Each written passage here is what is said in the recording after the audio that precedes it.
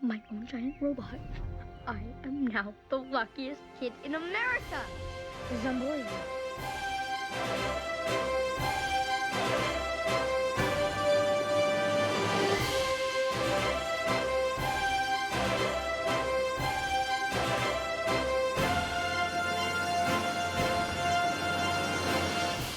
You are going to tell me about this thing. You are going to lead me to it, and we are going to destroy it before it destroys us. Welcome back to the Iron Giant Minute, the podcast that will run away if you're screaming in agony. I'm your host, Travis Bowe, and keep calm, everybody, because Crystal Beth is with us. And joining her is the terribly mysterious Dave Pallas. Terribly. Welcome back. Thanks for having us back again. Thank you. Yes, this is an Absolutely. electrifying minute. I see what you did there. Yeah. Well, minute 12 starts with the Iron... Hang on. The Iron Giant. Yeah, that's it. You got that right. Yeah. Iron yeah. Giant. What movies by minutes? Yeah, what is this? Minute 12 starts with the Iron Giant risking the ever-tempting double dip and ends with looks of concern for the giant while Hogarth makes his escape. He gets electrocuted for a long time. Mm-hmm. And the sound effects are very I feel like they definitely pulled them out of a 50s sci-fi movie. The wow one, it just sounds like something out of one of the old movies that Hogarth probably was watching late night. Sure. Like Prince of Space and stuff. The music in this minute gets nice and sci-fi, kind of has that same sci-fi quality. Mm-hmm. Oh, yeah. The horns, yeah. It's very, very like something Williams would do. Yeah. Couple cool design elements of the giant himself happen within the first second of this minute. So he's got his mouth open wide for this next bite, and you can see that he has a throat, which, I mean, if you think about it, it's kind of unique for a robot. I mean, he has a neck, but, inside that neck is a throat. So when his mouth is open real wide, you can see that there's a tube, that runs. So, I mean, I think there's also not many robots I've seen that are hungry. Yeah. Except maybe Robin Williams and Bicentennial Man, but that was after he got all fixed up. That must leave something from the Iron Giant's maker's design. Maybe on its full capabilities, it can it has a hunger for metal, but maybe it doesn't know why. But maybe the makers say it can eat ammunition and metal and other weaponry and use that as a fueling. It works off of that still. That makes sense. Kind of like one of those was it like the Mask where he ate the bullets. What was his name? Jim the bad. Carrey? No, the bad guy. I was I think his name was Donovan. Donovan. No, I think it was Donovan. That's Indiana Jones. It's something like that. Oh my! Dorian. Yes. Yeah. He eats all the bullets. He goes boom, boom, boom, boom, boom, and he shoots yeah. all the gangsters. It's something like that. I'm thinking maybe the makers of the Iron Giant just said, all right, we'll add this throat in, or if it wants to, it'll know to consume metal and ammunition and help use that in refueling it, or maybe energy cells. They put on any planet, it can turn any form of energy fuel source iron ore into some form of energy. Yeah, I think it's more of that. I think it is he literally his body will break down metal into nutrients. It'll burn it like calories, just like a human body. I think. I mean, in some form. But I think a lot of times these Iron Giants, I mean, our theory is that these Iron Giants are sent on a mission. They're not picking the Iron Giant back up. They probably, when they're sent to a planet, that planet is getting decimated. Mm-hmm. And then maybe the Iron Giant will just slowly just break down, and then they can just disassemble it if they ever conquer the planet. Yeah, I like that. That'd be one great thing about getting a sequel to this would be to find out who sent him and what the ultimate plan was and why was he sent here to begin with. So. Right. Or was it an accident? Yeah. The other cool thing in this first second that you get, there's a little groove on the side where his jaw is able to slide down. It kind of unhinges like a snake. Yeah. So it allows him to eat much larger objects, but I just really like the detail there of that movable jaw. Yeah, when he's electrocuted, you can see that jaw open up huge. Mm-hmm. Yeah. Got a big mouth. You would think actually the electricity wouldn't do so much damage, or at least all right, he gets a bump on the head, he gets amnesia, and he forgets his mission and his duty. But you would almost think the amount of electricity he's getting hit with would almost do a rewire or something. or just rather than scream, he would just shut down. Yeah. Yeah, or maybe it's like we don't know what kind of metal he is. Maybe it's a metal where like it's just hitting the outside of him. So it's almost more like us getting a like really bad carpet shock, like static electricity. So it's not hitting any of his internal bits, even though you could definitely see it running down his neck, but Yeah. just maybe. I like watching this minute on a loop because it goes from him eating to getting electrocuted to eating to getting electrocuted. Gotta stop eating those power like- coils. Like, it was worth it. I'll eat some more. Yeah, because you see like one of the electric wires break, Mm-hmm. and then it cuts back to the mom, and then it cuts to him again, that giant again, and then it goes to him eating. Yeah. So it's like kind of perfect to be like, oh, maybe he broke all of them because all electricity's out. Yeah. And once again, I bring up how like the lighting and the work on this is just so good. Yeah, it might be a little sadistic to say, but seeing him being electrocuted is beautiful. You know, just the electricity flowing over him. I mean, it's sad to watch because he's obviously in pain, but animation wise, it's just perfect. Yeah, all his like ridges, because he has all these sharp ridges and rivets, and they all have their nice little lighting on them. Yeah. Mm-hmm. And they even think to make like his eyes kind of blink and short out a little bit, like they're the power fluctuation and those is affected by the electricity. And I'm surprised no one in town hears that scream. Is crazy. Like it's like late at night, no one hears that. It's like it can't be that far in the woods that like that sound gets masked. Right. There definitely be some dogs like just waking up. What? Yeah. Right. Definitely some barking. Yeah. So the giant is fully CG in this movie. And Brad Bird talked about in the Art of the Iron Giant book, he talked about how they pretty much knew from the start that the giant was going to be a fully CG character, that they did have some concern of blending, traditional 2D animation with the CG. I guess he wasn't too satisfied with some of their first attempts, because you can it'd be like mixing Toy Story with 2D animation. It just wouldn't work. Yeah. So it took him about 6 months or 6 to 8 months, he said, to create a new line randomizing program that would take the lines and make them imperfect. So it makes the CG look like 2D hand-drawn animation, because it adds in little imperfections that are there. And that's awesome. They referred to the process as wobbling the image. Aw, which is nice. That's kind of funny. That's pretty fun. Yeah. That says something. They knew the uncanny valley wasn't working, and they had to they had to purposely mess it up to get out of that animate. It's just the animation uncanniness, or it's just like it doesn't feel like the Iron Giant has weight in that scene because of however the lighting and effects were. That is interesting. Yeah.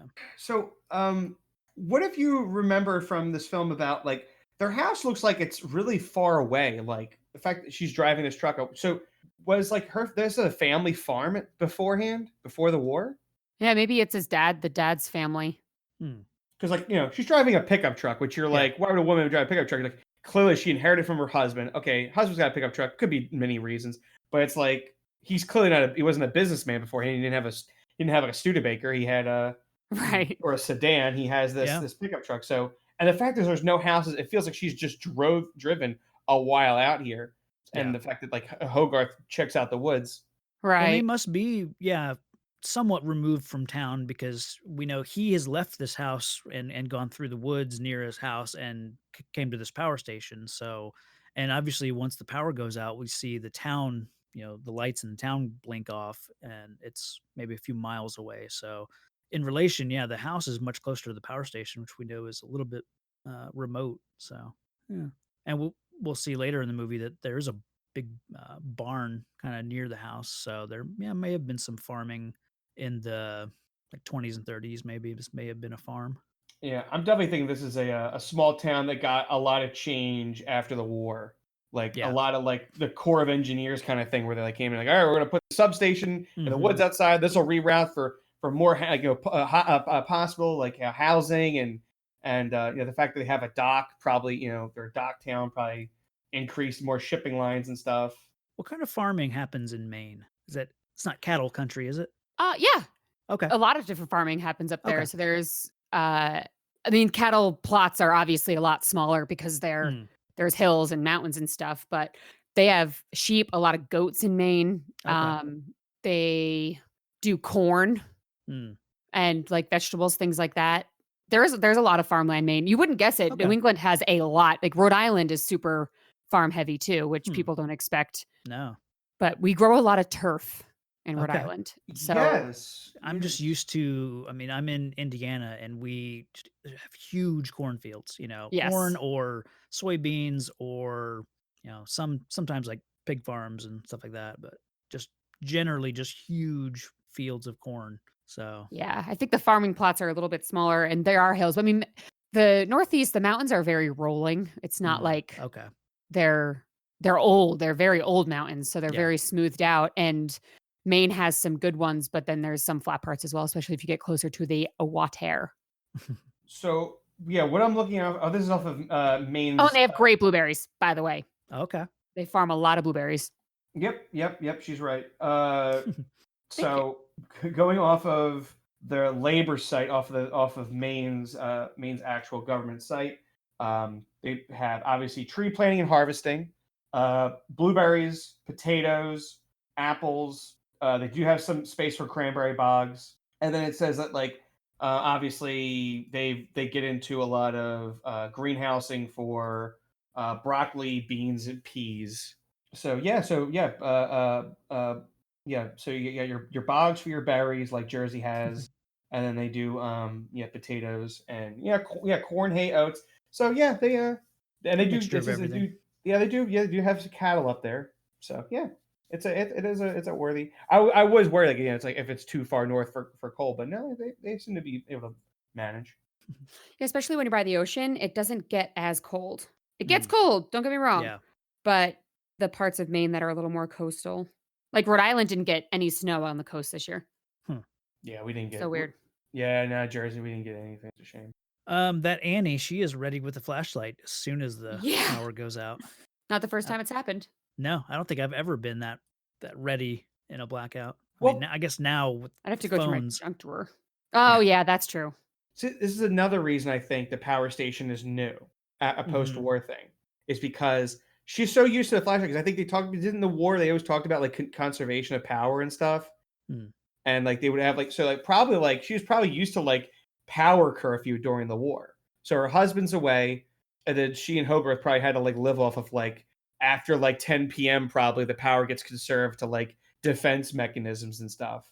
And Coast Guard and things. So probably a lot of houses they lost power late at night. So she's probably used to having a candle or a flashlight nearby. That's how I see it as. She's just another power conservation thing. I love the when Hogarth is getting just showered with these sparks. They just look like they're dripping, and it's just a beautiful bit of animation to. Yeah, dangerous. You're like, oh my god, these sparks hit him, man. He's gonna get zapped. I do love that farmhouse, though. Yeah, I think it's so cute. I love a good porch. Let's see. Last thing I have. The messiness of Hogarth's room. Oh. I can't tell if he ransacked it to get things ready or he just lives like that. He's like, I got this drawer for that. I got this shirt on top of the chair. Bit of both. Yeah. He strikes me as the type of kid that just a tornado in his room, Mm-hmm. But if his mom's at the diner all day, she doesn't have time to scold him to clean his room. Yeah. Right. And she can just shut the door. Yeah. Which is really important because she's always trying to get tenants, to rent out the spare room or whatever. So it would be important for him to either keep his room clean or keep the door shut. Well, actually she opens the door, so yeah, that makes sense. It's obviously a farmhouse. They maybe she's in the master suite. He's in his own room, and they had maybe a farmhand room. I just get sucked into watching this minute. Right, I was just watching it too. The mom is just so effortlessly pretty. How do you look like that coming home from working a double at a restaurant? Yeah. Your hair still looks good. Yeah, I mean, granted, you're a cartoon, but not even a strand in the face. Come on. Although I like when she comes in and she sees that he's been up watching TV late at night, and she's kind of like, ugh, like I just worked a double because you caused a scene with the squirrel, and you didn't even listen when I said, in bed by I think 8 or 9 or whatever. Hmm. So now she's got to find him in the house that the power's gone out. So I do like she is pretty and you can Tired. tell she's tired. Yeah. Yeah. Yeah. And worried. She's such a Oh, good yeah. mom. Yeah. Well, I like the kind of parallel tension that is building with Hogarth at the power station is freaking out because this giant, monster is being electrocuted. And then you also have Annie kind of searching through the house and finds out her son isn't even at home. So I like the kind of And the two shining of things. the flashlight again. Yeah. Yeah. Another good I, lighting thing the I animators did. And I think she's definitely worried because I think she back her head knew she was going to find him and falling asleep in front of the TV. So to have him, not in, like something Yeah. made him leave the television is I think what worries her probably the most. Mm-hmm. That like what would get Hogarth like away from the television at night? You think he just watch till he falls asleep until I catch him? So and yeah, like I said, I don't really know how his room is usually messy. So depending on how ransacked it looks, if he was trying to get something and get out, if that worried her. Mm-hmm. Like, does he usually, does he usually carry his dad's gear with him like at night? Like, is that like in his closet? Is that always like ready to go? Maybe. And then look, yeah, and then we cutting to Hogarth, yeah, his scaredness, but I mean, he's got the eyes of empathy, like he hears Yeah. the screams, and he's not like serves you right, man. Yeah. Yeah, it gets worried. Mm-hmm. So I'd be like, what do you want me to do? I don't even know. What do you want me to do, man? We get the first bit of vocalization by a Mr. Vincent Diesel. Yeah. I love that. Not He's really. so good at playing Yeah. minimal words. Yeah. I would have guessed that because I'm not super familiar with his like earlier movies and like the timeline of stuff he did. I mean, I know he was in Saving Private Ryan and then Pitch Black. like this Pitch Black, but I would have thought that Pitch Black came before this, and then that's what like I figured that was what he was known for with the deep gravelly voice that would have led to this. No, this got him that. He's yeah. Riddick because of this. Yeah. I guess he did a short called Multifacial in 95 that got some kind of buzz at the 95 Cannes Film Festival. And I guess it's a short film about the problems that accompany an actor as he auditions due to his multi-ethnic appearance. So that led to Steven Spielberg casting him in Saving Private Ryan. And then also Brad Bird, the director of this little film, saw Multifacial and apparently just wanted Vin Diesel as the voice. Before that, they were planning to just use an electrically modulated voice, but then decided that they wanted to go with something with a little bit more expression and some resonance. And certainly glad they did that. So. I'm also the same year as Boiler Room came out, and he looks super small because he's not built. He's not Richard B. Riddick built. And I'm very curious what filmed first on that, or did he just do it? I mean, I don't. He wasn't a huge character. It's mostly Giovanni's movie. It's him and like Affleck. So, but I remember he is a part of it. But yeah, it's like he looked so just a small Italian guy in that one. That's what he looks like. And then it's like, they just bulked up and Richard B. Riddick. Yeah. Mm-hmm. I love Pitch Black. Yeah, I know. I hope one day we can get Sean back in on that. He really does not care for it. Like, I'm not saying he has to like Chronicles or regular Riddick, but yeah, it's like, come on, Pitch Black's good. I would love it if I could find, I would love it if like, Diesel could take his money and like redo Butcher Bay again for even like the next generation of consoles. Wow, that'd be crazy. God, I would love to play Butcher Bay again. Like, I just don't feel like get out my old Xbox, and I think it's on 360 with the Dark Athena expansion. I don't know. Long story short, that was a fun game. All right. Anybody got anything else? Not for me. No, oh man, I am. I'm just floored by this animation. I really wish we can have. I'm trying to think the last time we've had like a 2D animation. I mean, we've probably had like indie movies and probably like there's like short cartoons that you hear about that like win an Oscar once in a while. Hmm. They're probably mostly 2D animation rather than like the CGI Pixar. Yeah. But I would like a, I don't know. I guess I just get tired of all the 3D CGI faces, Yeah. like because you know what it Same. is. Everyone starts to look bland, like the Frozen characters and the Tangled characters. They all look the And same. They look they like all Bratz just dolls. yeah, Brat style's perfect. That's it. Perfect. Yeah. Just big rounded face cheeks and then Huge just like eyes. huge eye. Yeah, huge Little eyes. tiny nose that you can't smell anything out of. Yes. Which would but probably make them not be able to sing as well as they do. yeah. Yeah. So I think I do miss I've kind of checked out as far as the Disney cartoons and stuff like that. I want to say like Princess and the Frog may have been one of their last Princess and 2D Frog. projects, but there That may makes have been sense. one since then. But I remember that one getting a lot of praise for being a 2D film in a very 3D kind of world. or God, I feel whatever. bad. I never watched that. I gotta get that. I didn't either, but I gotta Yeah, watch that. same. I was just thinking that. I was like, man, I didn't see that, and I should. I'm like, yeah, because that's the last one I can think of that was 2D. They may have done a few more movies like that. Oh, I but- just looked up. Disney released its last hand-drawn animated film, Winnie the Pooh, in 2011. okay. In 2013, they said there are no 2D features left, and it was eviscerated. Jesus Christ, Disney. And many veterans like, oh yeah, that's awful. But The Princess and the Frog was the last one out of their like the one where they would release one every year. Okay. I think Disney, honestly, got it. All right, now let's talk cartoon talk. We're now in cartoon talk, ladies and gentlemen. I was thinking about. I had a shower thought the other day where I'm just like, I think Disney is going to start losing to kids who are getting more into anime because it's more approachable now.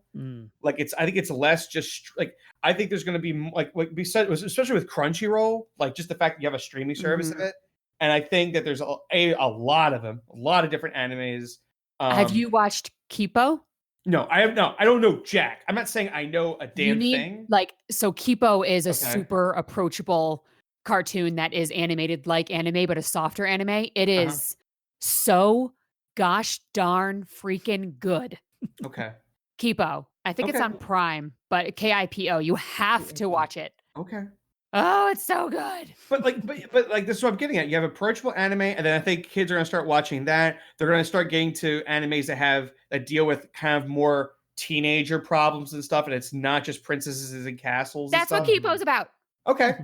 It's about making friends and keeping them, and positivity and negativity, and I think that could be some, and I feel like that's what Disney's going to start. That's their competitor because now it's easier now to get international cartoons. Like back in the 50s and 60s and the 90s, it was hard. You would have to like know somebody who like knew somebody to get like a subtitle or dubbed anime on VHS at the store. But now it's like easy with the amount of apps that kids are onto. And it takes place in the future where there's huge beasts because all the animals have mutated and the humans live under the ground and on surface, and the frogs talk and the bunnies are crazy. Oh my gosh. Yeah, see, Disney's got Disney now has a good their work cut out from competitive. They can't. And it's DreamWorks. DreamWorks is doing it. Can this be Kibo podcast now? Yeah.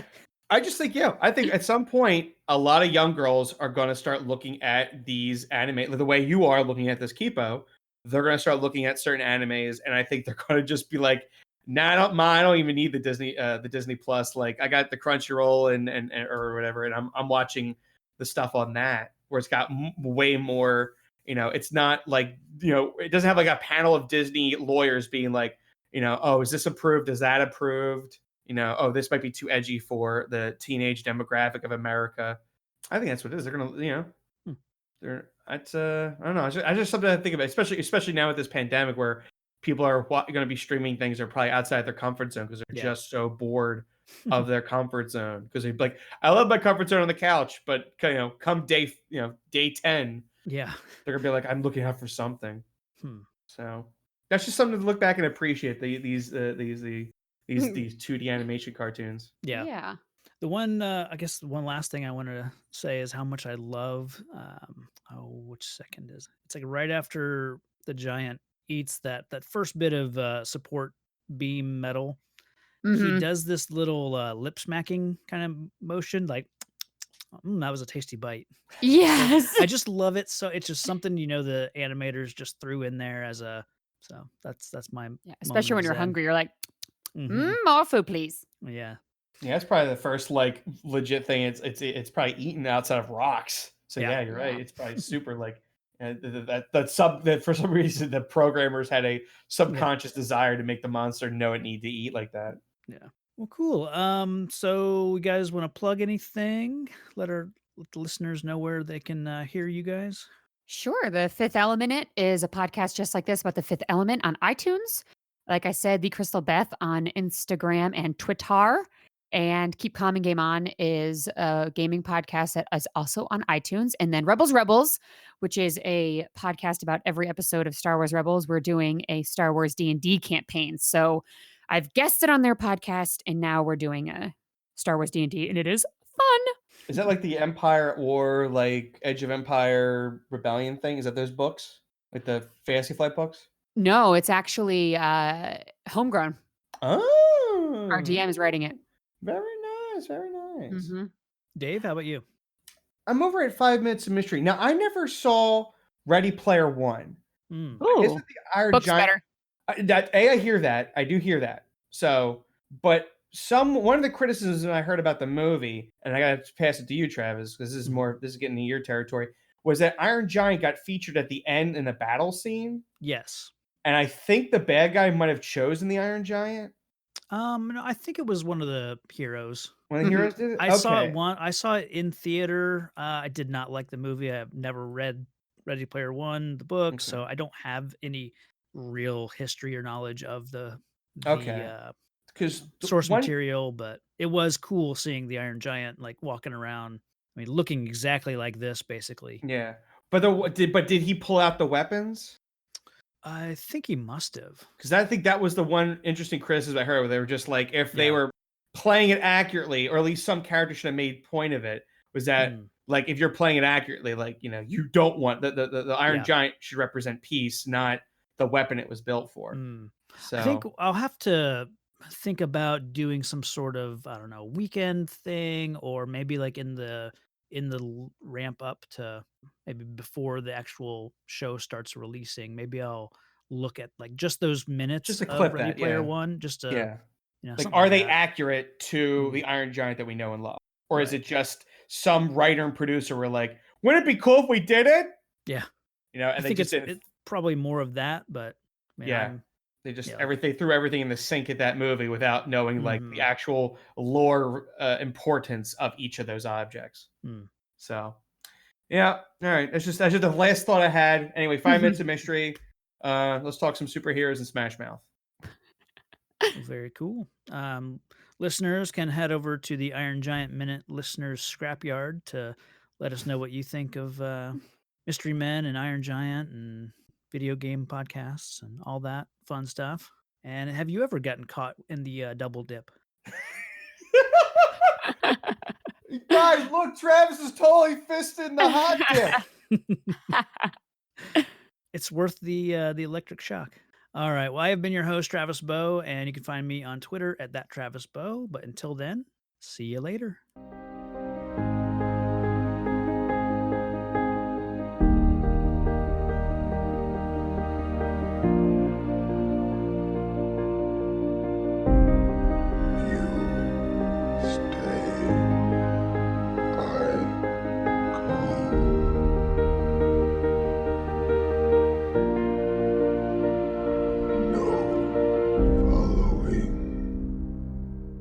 Gotta find a way to like have a sign off where you'd be like you listeners, you go, I'll stay right here, something like that. You gotta work in go, I stay kind you of go, thing. I stay. Oh yeah. All right, till tomorrow, you go, I stay. Well, I say see you later because that's the last line of the film. Yeah. Oh, that's true. He has the later. little screw. the bolt. Yeah, the screw is see you later. Off, so well, then maybe you gotta. I might do something with like intro, outro music, and the last thing might be like "You Go, I Stay" or something like that. Well, or clip it Hogarth right at the end. Well, like, no offense, mute yourself, and then put Hogarth to say it. Yeah. I am not a gun. Let you know, I'm not a gun.